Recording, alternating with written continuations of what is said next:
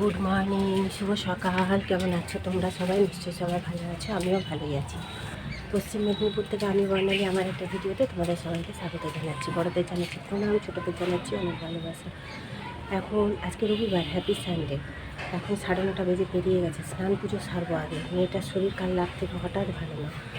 এখানে এলেই ওর শরীরটা গ্যাস অম্বলে, কী বলো তো, পরিশ্রম হয় না তো, সারাক্ষণ বসে থাকে, তাছাড়া ঘুম হয় না ঠিক করে, রাতে তো ঘুমায় দেরিতে, যেহেতু পরিশ্রম করে না ওই জন্যই তো। সে আজকে যাই হোক ছুটি আছে, কালকে এরকম সময় তার তোড়জোড় লেগে যাবে, বেরোবে কলেজে।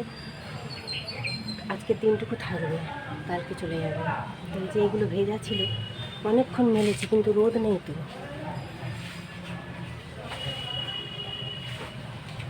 তুলে দিয়ে স্নান পুজো করব না কি জানি ভাবছি। মেঘটা করে আছে এখনও। সকাল 6টার সময় ঝমঝম বৃষ্টি হয়েছে। বৃষ্টিটা হচ্ছে না দেখেই মেলে গেছি, অনেকক্ষণ মেলেছি অবশ্য। উঠেছি অবশ্য অনেক বেলায়, প্রায় 8:30 নাগাদ উঠেছি। উঠে মেলেছি, আগে মেলে তারপরে সমস্ত কাজবাজ সেরেছি। প্রতিদের চা খেতে গেল বাজারে, কিছু সবজি আনবে, মাছ আনবে। দিদিও মাছ আনতে দিয়েছে, মাছ আনবে। আমারও বাড়ির মাছ আসবে। বড়মশাই জুতোটাও ধুয়ে দিয়েছি, কালকে ভিজে গিয়েছিলো দুপুরবেলা আসার সময়। জুতোটা ধোয়া হয়ে গেছে। আজকে কাচার আছে বরের একটা জামা প্যান্ট, শুধু ইচ্ছে করছে না আর কাচতে।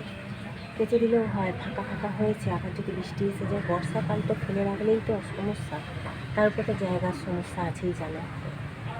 দেখা যাক, চলো। বিছানাপত্র তোলা হয়নি, বাসি কাজ সমস্ত হয়ে গেছে। তাই তাড়াহুড়ো করে আজকে আর স্নান পুজোটা সারবো। কালকে এত দেরি হয়ে গেছে স্নান পুজো করতে যে বলার নয়। চলো। দেখো, এইটা হচ্ছে এর উপরে উঠে বসে আছে, দেখেছো? এতক্ষণ নিচে ছিল, আবার উঠে গেছে উপরে। বাচ্চাগুলো কেমন দুধ দিচ্ছে দেখো, শুয়ে শুয়ে।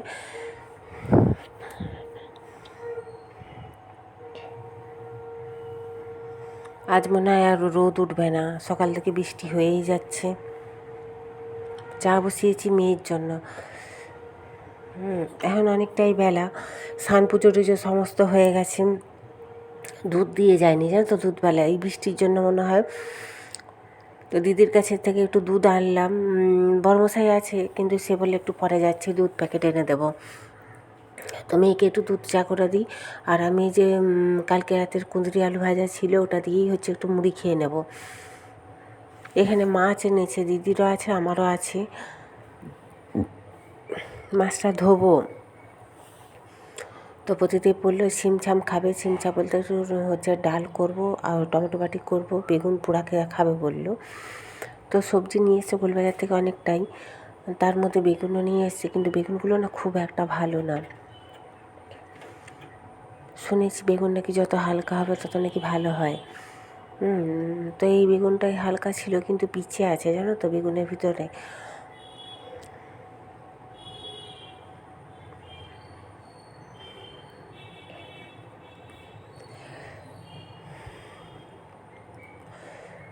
হয়ে গেছে অল্প অল্প করে অনেক রকমই রান্না। মাছ করেছি, বেগুন পোড়া করেছি, অল্প করে টমেটো বাটি, কাঁকরোল ভাজা করব। কারণ হচ্ছে মেয়েটা না কালকেই চলে যাবে, ওর জন্য একটু করে কাঁকরোল ভাজা করব। এই দেখো জামা কাপড়গুলো সমস্ত মেলা আছে, বৃষ্টিটা হচ্ছে না এখন, কিন্তু রোদ ওঠেনি। থাক, একটুক্ষণ একটু পরে নিয়ে যাব নাকি ভাবছি।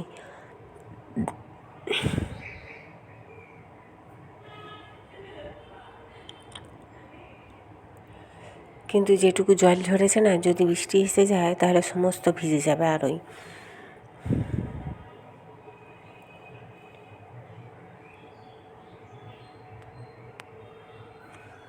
হাওয়া হালকা হালকা দিচ্ছে, অবশ্য হাওয়াতে শুকিয়ে যায়।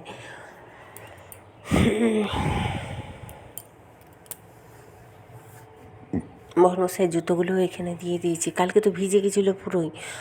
তো আমি তো সকালে ভুলেই গেছিলাম কাচবার কথা, বেলা করেই কেচেছি, ওই জন্য একটা জামা প্যান্ট শুধু, আর এগুলো সমস্ত আগের। Good evening. এখন হচ্ছে সন্ধ্যে ওই 7:10-15 বাজে। বেরিয়েছি বর্মশাইয়ের সাথে, আমি একাই। মেয়ে বেরোলো না, মেয়ের শরীরটা কাল রাত থেকে হঠাৎ ভালো না, বছি যেতে হবে না, তবু যাবে ও কালকে, মানে কাল সোমবার, কালকে ছুটি আছে, কালকেই বলছে আমি হোস্টেল চলে যাব। কারণ মঙ্গলবার থেকে আবার কলেজ শুরু, তো ওই কারণে। কিন্তু আমি এসেছি মেয়ের জন্য একটা জিনিস নেব, ইন্দামোড়ে এসেছি। হ্যাঁ, এই যে ছাতা নিয়ে বেরিয়েছি, বৃষ্টি কখন এসে যাবে তার কোনো ঠিক ঠিকানা নেই, বললামই তোমাদের। যদিও বা বর্ষাকাল পড়ে গেছে। গেছিলাম ইন্দামোড় মেয়ের একটু ইনারওয়্যার আনতে। ওখানে না একই জিনিস আমাদের এখানে পাওয়া যায়, দাম বেশি, ইন্দামোড়ে কিন্তু দাম কম। যেতে যেতে আবার বাবার সাথে দেখা হলো, তো যাই হোক নিলাম। বর্মশাইয়ের তো তারা আজ রবিবার, তার ক্লাবে যেতে হবে, বন্ধুরা ফোন করে পাগলা হয়ে যাচ্ছে, দিয়ে চলে এলাম। তো মেয়ে সেদিন ট্রেনে আসার সময় এগুলো 2 প্যাকেট কিনেছিল, 1 প্যাকেট খেয়েছে, 1 প্যাকেট ফেলে রেখেছে। তো আমি এসে বললাম তুই খা, বলছে না খাবো না, তুমি খাও। দিয়ে এখন বলছে তুমি আমাকে পপকর্ন বানিয়ে দাও। কালকে পপকর্ন নিয়ে এসেছিলাম কোঅপারেটিভ থেকে প্যাকেটগুলো, বলছে একটু পপকর্ন বানিয়ে দাও। হ্যাঁ ঠিক আছে, পপকর্ন বানিয়ে দেবো। রুটি তরকারি করবো, এখনও অনেক কাজ। সবথেকে বড় কাজ, সোনার দোকানে ঢুকেছিলাম, বোনের যে শাখা পাতানোটা দিয়ে এসেছিলাম বানাতে, সেটা হয়ে গেছে। কিন্তু আমি বললাম দাদা আজকে আমার সময় নেই, আমি কাল বাদে পরশু আসবো। কালকে যেহেতু জনতা মার্কেট আমাদের এখানে বন্ধ, সোমবার।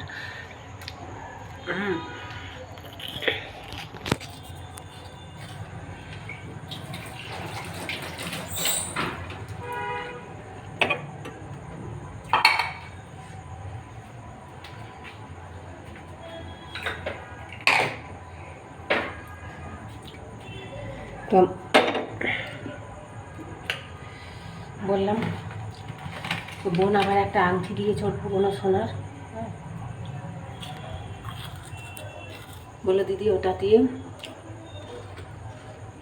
আরও যে 2 গ্রাম সোনার জমা আছে দোকানে, বললো ওই সব মিলিয়ে যদি একটা ঝুমকো হয় কানের ছোট,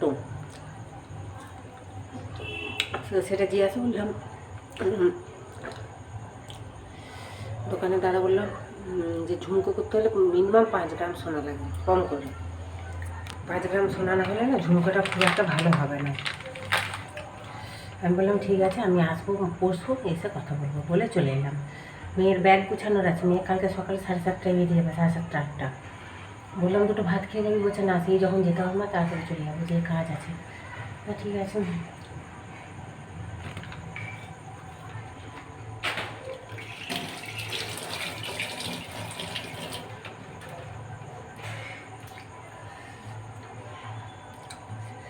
শাশুড়ি আজ কদিন ধরে ভুট্টা খাবে করছিলো, ভুট্টা এনে দিলাম। ওখানে দেখছি ভুট্টা বিক্রি হচ্ছে, সবসময় পাওয়া যেত না, এখন দেখছি পাওয়া যাচ্ছে।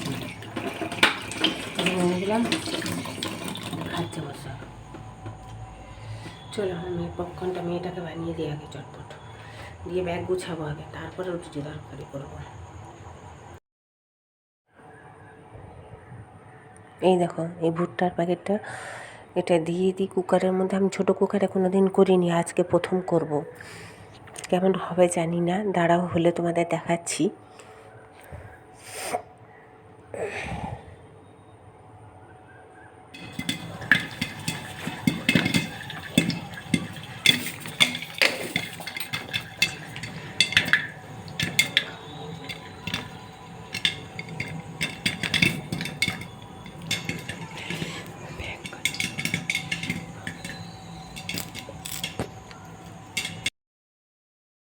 এই দেখো কি সুন্দর হয়েছে, দেখেছো? ভালোই হয়েছে।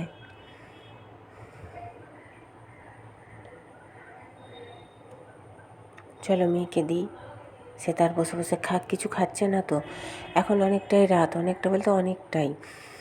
তো এই যে আমার ব্যাগ প্যাকিং হয়ে গেছে মেয়ের জন্য, সমস্ত মালপত্র গুছিয়ে নিয়েছি, মানে কালকে যা দোকান থেকে এনেছিলাম।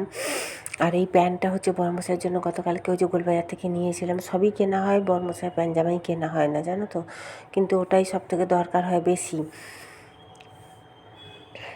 এখন প্রায় 10:30 বাজতে যায় জানো, ঘর দুয়ার গুছিয়ে সমস্ত জিনিসপত্র গুছিয়ে আস্তে আস্তে রান্নাঘরে আমার 10টা বেজে গেছে। এই যে একটু আলু ভাজা আর ডাল করবো, আর কিচ্ছু করবো না, কারণ মেয়েটার শরীরটাও ভালো না, সে কিছুই খাবে না বলছে। ভাবো একটু ভুট্টা খেয়েছে, তাতেই এরকম বলছে। তো আজকের মতন টাটা।